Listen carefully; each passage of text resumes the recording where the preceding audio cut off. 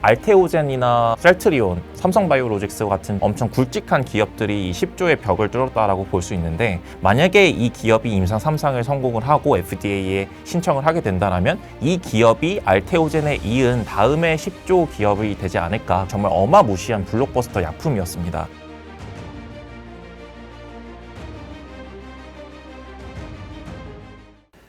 네, 여러분 반갑습니다. 오늘은 알파카 이코노미아님 모셨습니다. 알파카님 반갑습니다. 안녕하세요.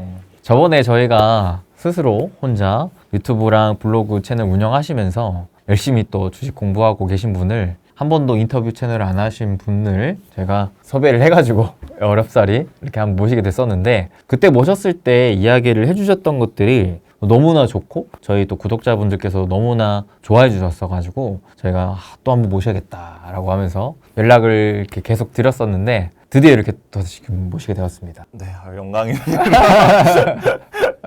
저번에 사실 여러 가지 또 산업과 또 특정 기업들에 대한 설명을 잘 해주셨어서 오늘 또 그때 얘기하셨던 것들 좀 리뷰도 해보고, 그 다음에 최근 들어 새롭게 주목하고 계신 기업이 또 있으신지에 대해서도 여쭙고 싶은데, 우선 저번에 야, 이 기업을 설명해 주시네? 라고 하면서 저도 놀랬던 게 코오롱 티슈진이었거든요. 네, 그때는 사실 많은 분들이 관심보다는 여전히 우려하고 좀 비관하고 극단적으로는 욕까지 했던 이제 기업이었는데, 그 가운데 투자 기회를 찾아서 사실 그때 출연 이후로도 벌써 2배 이상 오른 상황이거든요. 참 대단합니다. 일단은 이 기업에 대한 얘기를 안 짚고 넘어갈 수가 없는 상황인 것 같아요, 알파카님. 네, 운이 좋았다고 말씀드릴 수밖에 없을 것 같아서요. 운이 맞나요?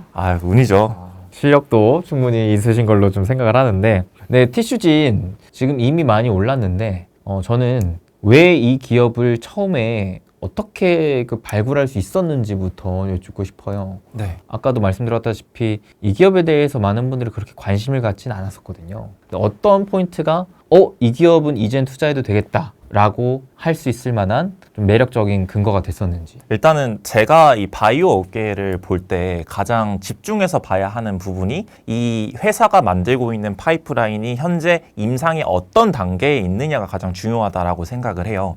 그런데 이 상업화에서 가장 앞선 단계에 있는 게 임상 3상을 진행하는 그런 기업이지 않겠습니까?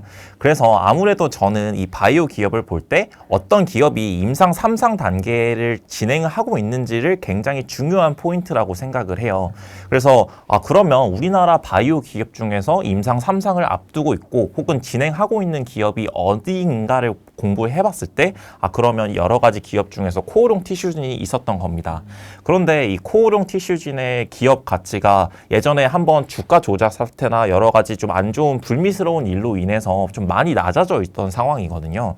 그래서 만약에 어떠한 모멘텀이 발생하거나 어떠한 긍정적인 이벤트가 발생을 하면 이 기업은 오해를 뚫고 임상 3상의 가치가 계속해서 반영될 수 있겠구나, 그렇게 생각을 해서 코오롱 티슈진을 공부를 하게 됐고요.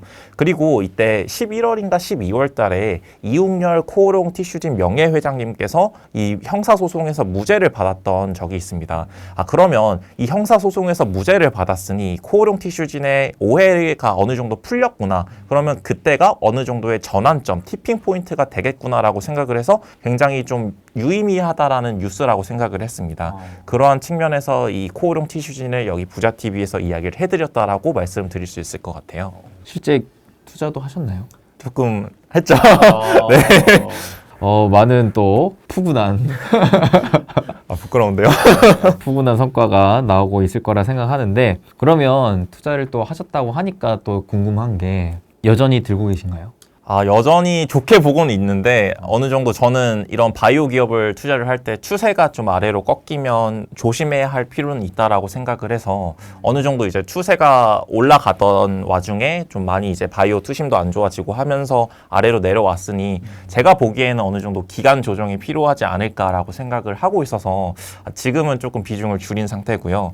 그래서 이게 제가 보기로는 내년 2분기에서 3분기에 임상 3상 결과가 발표가 되니까 보통 한 6개월에서 8개월 정도 전부터 사면 좀 임상 3상 기대감에 오르는 경우가 많더라고요. 그래서 올해 하반기나 내년 상반기 정도에부터 좀 더 관심을 가지면 좋지 않을까라고 생각을 해서 계속 유심 깊게 지켜보고 있는 기업입니다. 이미 사실 꽤나 많이 오르긴 했지만 임상에 대한 결과 발표 앞서 또 기대감으로 추가적으로 상승할 수 있을 만한 가능성이 있다 보니까 계속 관심은 가지는 거네요. 네, 이 기업이 만약에 무릎 골관절염에서 임상 3상이 성공하게 되면 정말 저는 더 큰 기업 가치로 성장할 수 있는 바이오텍이 될 수 있다라고 생각을 합니다. 어떤 크기로 성장을 할 수 있냐라고 생각을 해보시면 사실 우리나라 기업 중에서 바이오텍이 10조 이상의 기업 가치를 기록을 하는 경우는 거의 없었죠. 알테오젠이나 셀트리온, 삼성바이오로직스 같은 좀 엄청 굵직한 기업들이 10조의 벽을 뚫었다라고 볼 수 있는데 만약에 이 기업이 임상 3상을 성공을 하고 FDA에 신청을 하게 된다면 이 기업이 알테오젠에 이은 다음에 10조 기업이 되지 않을까 그렇게 바라보고 있습니다. 실제로 코오롱 티슈진이 이제 무릎 골관절염 치료제에서 뭐 추간 디스크, 고관절, 류마티스 관절염 등 추가 적응증 확장까지 준비 중인 걸로 알고 있는데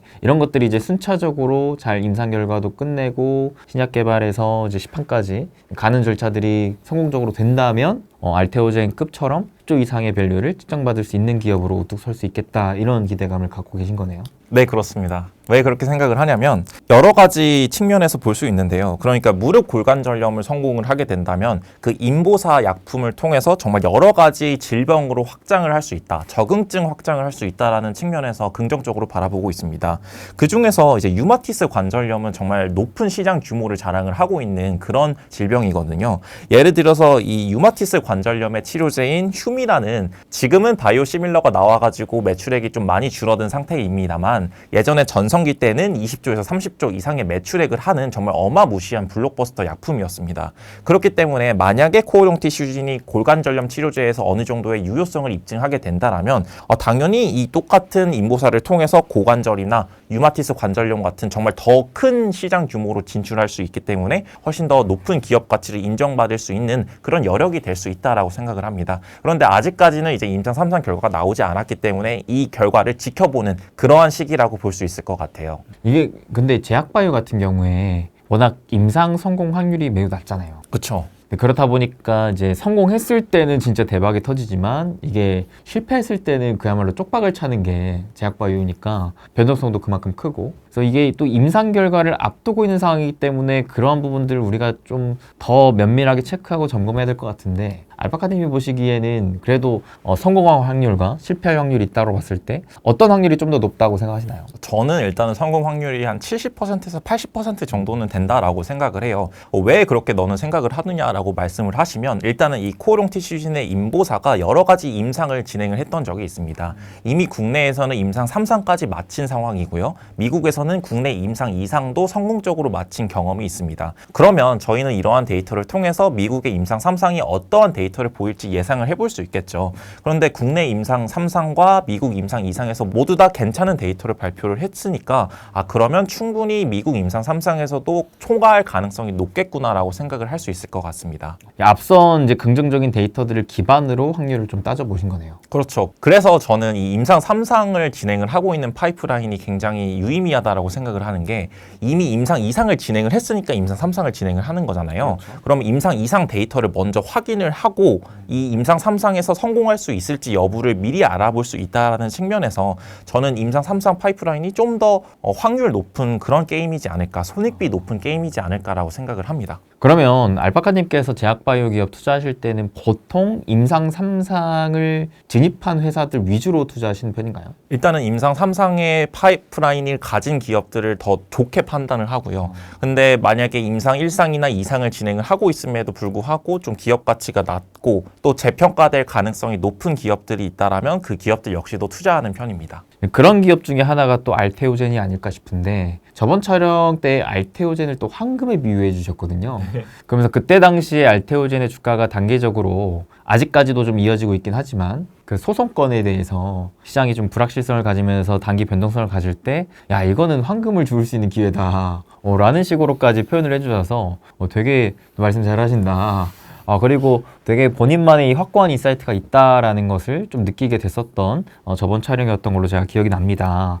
그때 당시 알테오젠을 황금으로 비유하셨던 뷰 여전히 유효한가요? 당연히 이 뷰가 강화되면 강화됐지 약화되지는 않았다라고 생각을 하는데요. 사실 이 특허에서 저는 이 알테오젠의 말을 일방적으로 믿을 수는 없다라고 생각을 합니다. 왜냐하면 알테오젠은 결국에는 자기 회사이기 때문에 자기 소송에 대해서는 긍정적으로 이야기를 할 수밖에 없겠죠. 그래서 저는 알테오젠의 말은 믿지는 않는데요. 그 대신에 머크의 말은 신뢰를 하고 다이치 산큐의 말은 신뢰를 하고 또 최근에 추가적인 라이센스 아웃을 했던 아스트라제네카의 그런 결정을 신뢰를 합니다. 그래서 알테오젠의 이야기라면 저는 어느 정도 의심을 할 수 있을 것 같아요. 그런데 여러 글로벌 빅파마에서 알테오젠의 특허는 문제 없어라는 것을 추가적으로 한 번 더 증명을 했지 않습니까? 아스트라제네카를 통해서.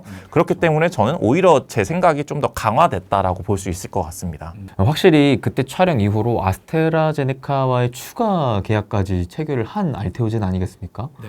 그래서 저도 보면서 깜짝 놀랐던 게 아니 아직까지 이런 특허 소송 관련한 문제가 해결된 것도 아닌데 이런 빅딜을 체결을 한다고? 그럼 결국 돈은 거짓말을 안 하잖아요. 그렇죠.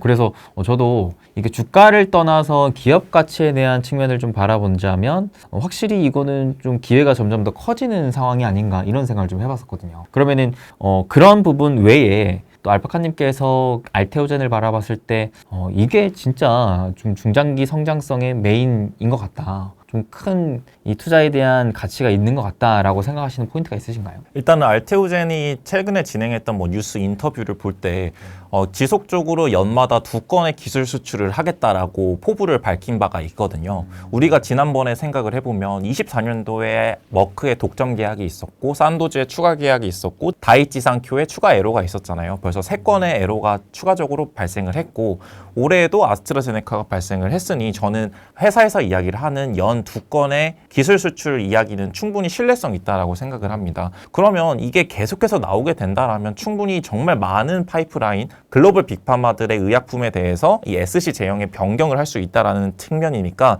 전 충분히 더 많은 파이프라인이 알테오젠에게로 수익을 안겨줄 가능성이 높다 이렇게 생각을 하고 있습니다.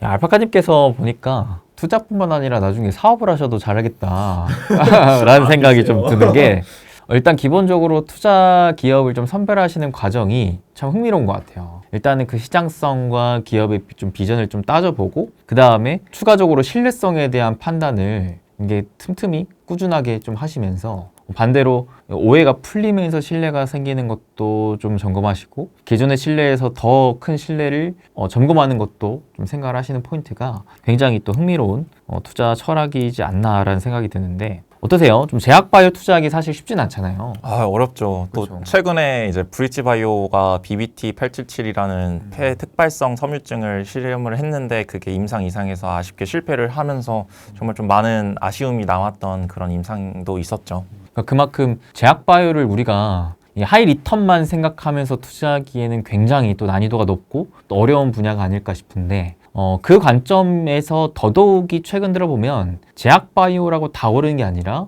정말 뭔가 성과를 보여주는 기업들 위주로 주가가 많이 좀 더 폭발적으로 오르는 좀 관점을 보여주는 것 같습니다. 시장에서. 알파카님께서 그럼 현재 시장을 좀 놓고 봤을 때 결국 이제 제약바이오 중에서도 뭔가 이 옥석 가리기가 필요한 상황인 것 같은데 이렇게 옥석 가리기를 할 때 있어서 나름대로 좀 보고 계신 기준이랄까? 어떤 좀 특정한 노하우 같은 게 있을까요? 제가 생각하기로는 이 어떤 기업의 바이오 옥석을 가리기 위해서는 좀 임상이 어느 정도로 진행이 되었는가? 그래서 추후에 모멘텀이 어느 정도에 있는가를 좀 주목할 필요가 있다라고 생각을 해요. 제가 나중에 이야기를 할 이야기지만 이제 HK 이노엔 같은 경우에는 임상 3상을 앞둔 시점이었고 이 임상 3상이 성공이 발표가 되면서 상한가를 기록을 했었잖아요.